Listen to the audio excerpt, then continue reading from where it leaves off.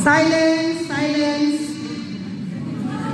Unang-una sa lahat po tayo siguro yung pasalamat sa tatlong tao na siya'y dahilan kung bakit nandito yung puto na ito sa harapan nito. Consperman. Consanti. Consarlo.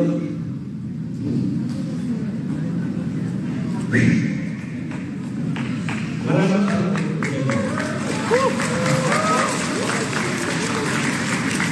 Dahil nung nag-invite si Consarlo Kapilyan na walang sawang araw-araw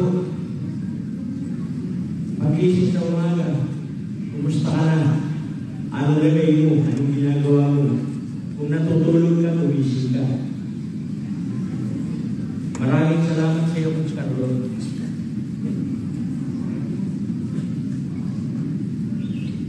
Nag-join po ako sa Limpon last October. Nung unang ipakita po sa akin ito sa Tuluyan. Kasi po, nag-reporting po ako dati way back 90s. Nag-direct selling din po ako ng araw. Alam niyo naman po yun, product movement, rock and roll. Pagdating sa opisina, pag marami ng naminta, power ka. Pero, ano ito lang po, yung pangarap ko wala. Wala po yung pangarap, ano po yung pangarap? Na makakapit ka ng isang product, ang logo, ang lilibay sa iyo, ang pupiso. Nasaan po ang pangarap ko? Tama po ba? Yes! Hindi na po kayo, may good ko po. Bakit ko po ginagawa nito? Sa kabila po na aking nilalagay. Ito pong sasabihin mo sa inyo, hindi po para sa inyo. Para po ito sa mga tao, kakausapin natin. Na sila naman po yung dito. Nakakalakad. Nakakalis. Ako po, nakikipag-usap po ako sa tao. Nandun lang po ako sa kwarto ko. Nasa kwarto po ako. Lahat po na nandun sa aking bulbog. Inisa-isa ko po yan. Inisa-isa ko pa. Nasa, ano po siguro yung nasa doon po. May kulang-kulang isang daan po. Lahat po yun, pinakusap po. Pero alam niyo po, talaga po palang sa informing kamangpan ng rejection. Sa bagay, sa pag-ibig po naman, kamangpan po ang rejection. Naalala niyo po ba? Yes. Yung nalabigo po sa unang pag-ibig ko. Sadya po masakit. Pamamalit po sa YouTube. Minsan nga po sabi ko, para na po muna kumakain ng rejection eh. Sa ano sa rejection? Tangalira na po ng rejection. Kaya sabi ko nga po, masama pala minsan yung masyado ka pong ilagay. Tapos hindi yung ini-expect naman, ini-expect na ikaw ay maririgit. Kasama po yung kung bakit siguro yung tao, nawawala. Nawawala po. Pangalawa po, ang nais ko pong i-emphasize sa ibang tao sa atin po, na paulit-ulit din po sinasabi ni Coach Fernan, yung pong ating subscription. Dahil sa totoo lang po, ako po, hindi pa naman po anak, kaya lang kinikita ko. Kikita ka po ng $3. Ay, kulang pa po, pang subscribe. Pero hindi mo po tinitigila yan kasi po, hindi po ako naman sa kanya. Hindi ako po, yes! Yes! Sadya po kayo ng buhay, sa totoo lang po, aminin natin. At tunanan mo kung madali sa buhay. Ayun nga lang ang pumunta ka ng alumin ko sa isa po. Yung pumunta ka nga lang po sa siya eh. Minsan nahihirapan tayo. Tama po mali. Totoo po yan. Oh.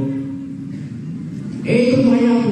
Wala nang po trabaho na hindi magaan. Yan po ang isa sa dahilan kung bakit nandito ako sa YouTube. Naisip ko po kasi wala namang pumawala sa akin kung gagawin ko dito. Kasi wala na akong binti. Oh, eh, ano po pumawala sa akin? Isa ko po, kung hindi ko ito gagawin ngayon, sa palagay ko, palagay natin lahat po, sama-sama na po tayo. Kahit may mga tayo dito, kung hindi mo kaya nila ginagawa yan, palagay ko po, ganun pa rin yung buhay nila ngayon. Patulog pa rin naman. Yan po, isa sa kailangan, kung bakit ako po kasi kilala sa aming tawagin nito. pinalitan ko ito.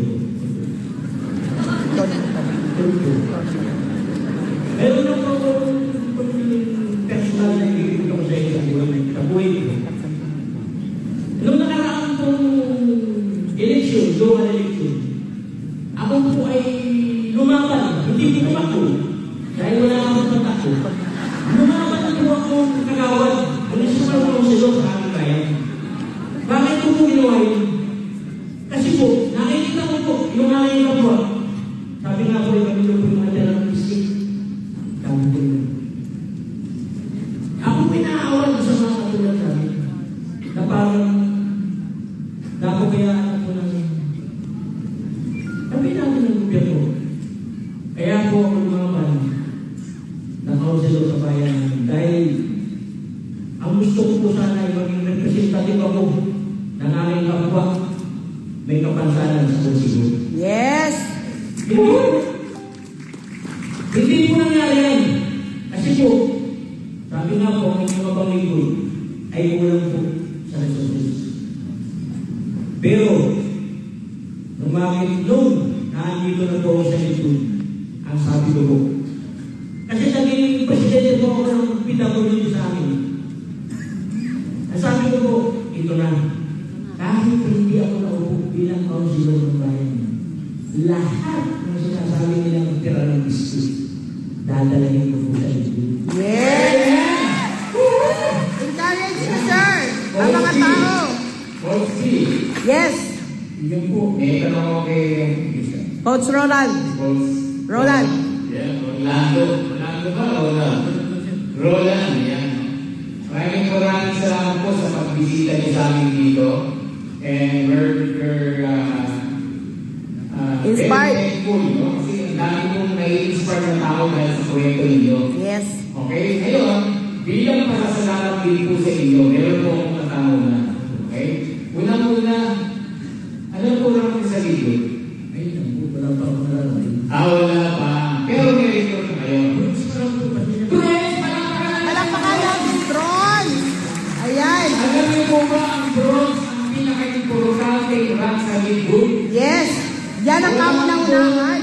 Walang doon kung walang drones. Yan. Okay, ito po. Paano po kayo nag-gaya papunta rito? Ha? Maganda po ang tanong mo, Coach. Yan. Ang Calawag Quezon po kasi, Alam mo na gusto. may boundary na po ko ng Region 5 sa Region Region. Yun, no? Paano po kayo nagbiyahe? Sumakay po ako sa van. Okay, so nag-commute kayo papunta dito. Sa madaling salita, may kasama naman kayo. Walang kasama! Nakarating! Okay? Palakpakan naman natin si Mr. Roland Lidiola. Okay. Grabe. Ganyan ka-dedicated, Sir Roland. Hindi ko kasi ako doon, alas 4 ng hapon. Dumating po ako dito alas 10. Alas 4 ng hapon, dumating dito, alas 10 ng umaga. Pati, alam mo. Okay. Pwede po ako dyan sa Pedro. Nakipag-usap po ako dyan. Na kung pwedeng makitulog dyan sa page sa Oh my God. Grabe naman. Yan ang interesado na naman. Ngayon, ito po. Maraming salamat po sa mga guard sa baba. Hindi po nila ako pinag- Grabe, mga coach. Palakpakan natin si Mr. Roland Lidiola. Ako po siya nandito. So, meron premium early bird. Si Sir Roland na lang. Yes. Ngayon ito. Nakita naman natin yung kalagayan ni Sir Roland. Pwede ba itong wheelchair na ito? Ay, ito po pala. Pinahiram po sa akin. Pinahiram. Ang gamit ni Sir Roland, upuan. Grabe, no? Ngayon, ito po maganda, no? Bilang pasasalamat po Sir Roland. Alright. Yes. Amin! From Mount Mat, Santiago. Meron po kami munting handog sa inyo. Yeah! Yes. Grabe naman, Coach Birds. Nakaka-inspire, Sir Roland. You are a total inspiration. Wow, grabe.